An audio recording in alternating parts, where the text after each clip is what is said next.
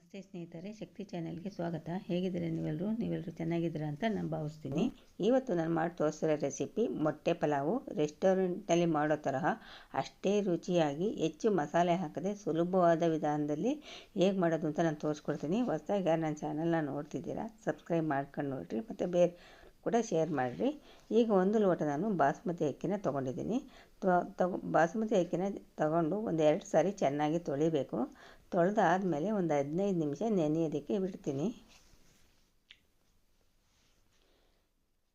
ಈಗ ಒಂದು 15 ನಿಮಿಷ ನೆನೆಯೋಕ್ಕೆ ಇಟ್ಟ ಮೇಲೆ ಮೊಟ್ಟೆ ನಾನು 4 ಮೊಟ್ಟೆನ ಬೇಯಿಸಿಬಿಟ್ಟು ಸಿಪ್ಪೆ ತೆಗೆದುಬಿಟ್ಟು ಚಾಕುವಿನಿಂದ ಮಧ್ಯೆ ನಾನು ಕಟ್ ಮಾಡಿದ್ದೀನಿ. ಯಾಕೆ ಅಂತಂದರೆ ಮೊಟ್ಟೆಗೆ ಮಸಾಲೆ ಎಲ್ಲ ಹಿಡಿಬೇಕು, ಅದಕ್ಕೋಸ್ಕರ ಮಧ್ಯೆ ಕಟ್ ಮಾಡಿ 4 ಮೊಟ್ಟೆನ ಇಟ್ಟಿದ್ದೀನಿ. ಈಗ ಒಂದು ಬಾಣಲಿ ತೊಗೊಂಡು ಬಾಣಲಿಗೆ 1-2 ಸ್ಪೂನ್ ಎಣ್ಣೆ ಹಾಕ್ತೀನಿ.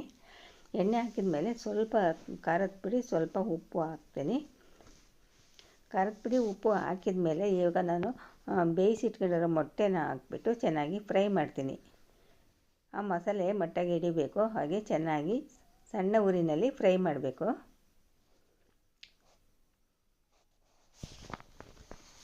ಈಗ ಫ್ರೈ ಮಾಡಿದ ಮೇಲೆ ಒಂದು ಪ್ಲೇಟ್ಗೆ ತೆಗೆದಿಡ್ತೀನಿ.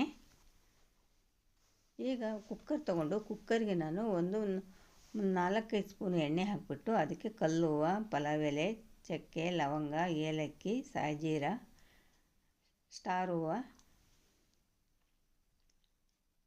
ಈ ಸ್ಪೈಸಸ್ನೆಲ್ಲ ಹಾಕಿದ ಮೇಲೆ ಮಿಕ್ಸ್ ಮಾಡ್ತೀನಿ.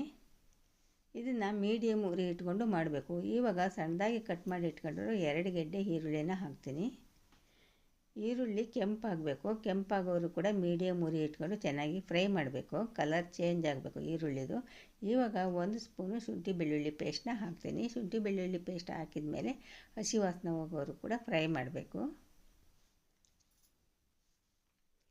ಇವಾಗ ಒಂದು 5-6 ಹಸಿಮೆಣ್ಸಿನ್ಕಾಯಿ ಉದ್ದ ಕಟ್ ಮಾಡಿ ಇಟ್ಕೊಂಡ್ರೆ ಹಸಿಮೆಣ್ಸಿನ್ಕಾಯಿನ ಹಾಕ್ತೀನಿ.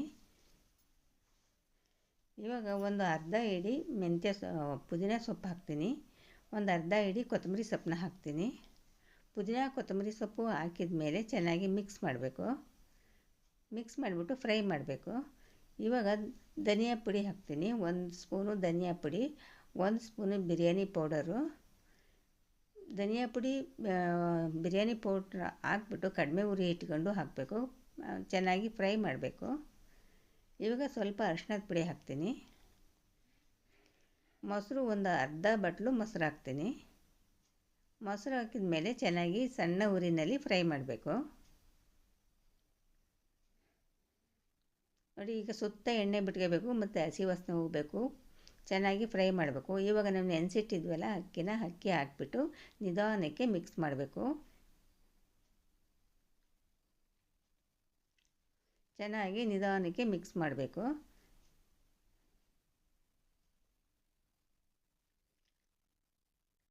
ಈಗ ನೋಡಿ, ಇದರಲ್ಲಿ ನಾನು 1 ಲೋಟ ಬಾಸುಮತಿ ಅಕ್ಕಿ ತೊಗೊಂಡಿದ್ದೀನಿ. 1.25 ಲೋಟ ನೀರು ಹಾಕ್ತೀನಿ. ರುಚಿಗೆ ತಕ್ಕಷ್ಟು ಉಪ್ಪನ್ನು ಹಾಕ್ತೀನಿ. ಉಪ್ಪು ಹಾಕಿದ ಮೇಲೆ ಚೆನ್ನಾಗಿ ಮಿಕ್ಸ್ ಮಾಡಿಬಿಟ್ಟು ಕುದಿಯೋದಕ್ಕೆ ಬಿಡಬೇಕು. ಚೆನ್ನಾಗಿ ಕುದಿ ಬಂದ ಮೇಲೆ ನಾವು ಫ್ರೈ ಮಾಡಿ ಇಟ್ಕೊಂಡಿರೋ ಮೊಟ್ಟೆನ ಹಾಕಿಬಿಟ್ಟು ಕುಕ್ಕರ್ ಮುಚ್ಚಿಬಿಟ್ಟು 2 ವಿಸಲ್ನ ಬರೆಸ್ಬೇಕು. ಈಗ 2 ವಿಸಲ್ ಬಂದಿದ್ದಾಗಿದೆ. ಈಗ ಒಂದು ಅರ್ಧ ನಿಂಬೆ ರಸನ ಹಾಕ್ತೀನಿ. 1 ಸ್ಪೂನು ತುಪ್ಪ ಹಾಕ್ತೀನಿ. ಸಣ್ಣದಾಗಿ ಕಟ್ ಮಾಡಿ ಇಟ್ಕೊಂಡ್ರೆ ಕೊತ್ತಂಬರಿ ಸೊಪ್ಪನ್ನ ಹಾಕಿಬಿಟ್ಟು ಈಗ ಚೆನ್ನಾಗಿ ಮಿಕ್ಸ್ ಮಾಡ್ತೀನಿ. ನೋಡ್ತಾ ಇದ್ದೀರಲ್ಲ ಎಷ್ಟು ಉದುರಾಗಿ ಬಂದಿದೆ, ಎಷ್ಟು ಚೆನ್ನಾಗಿರುತ್ತೆ ಸ್ನೇಹಿತರೆ. ತುಂಬಾ ರುಚಿಯಾಗಿರುತ್ತೆ. ಮಾಡೋದು ಸುಲಭ, ರುಬ್ಬೋ ಅಷ್ಟಿಲ್ಲ, ಏನಿಲ್ಲ, ಹೆಚ್ಚು ಮಸಾಲೆ ಇಲ್ಲ. ಹೆಚ್ಚು ಮಸಾಲೆ ಹಾಕ್ತಾನೆ ರುಚಿ ಮಾತ್ರ ತುಂಬಾ ಚೆನ್ನಾಗಿರುತ್ತೆ. ಖಂಡಿತ ನಿಮ್ಮ ಮನೇಲಿ ನೀವು ಒಂದು ಸಾರಿ ಟ್ರೈ ಮಾಡಿ ಹೇಗೆ ಬಂತು ಅನ್ನೋದನ್ನ ಕಾಮೆಂಟ್ನಲ್ಲಿ ತಿಳಿಸ್ರಿ. ಈ ವಿಡಿಯೋ ನಿಮಗೆ ಇಷ್ಟ ಆದರೆ ಒಂದು ಲೈಕ್ ಕೊಡಿ, ಶೇರ್ ಮಾಡಿ. ಪ್ಲೀಸ್ ನನ್ನ ಚಾನಲ್ಗೆ ಸಬ್ಸ್ಕ್ರೈಬ್ ಮಾಡಿರಿ. ನೋಡಿದ್ರಲ್ವಾ ಎಷ್ಟು ಸುಲಭವಾಗಿ ಮಾಡ್ಬೋದು. ಖಂಡಿತ ಒಂದು ಸಾರಿ ನಿಮ್ಮ ಮನೇಲಿ ಟ್ರೈ ಮಾಡಿರಿ.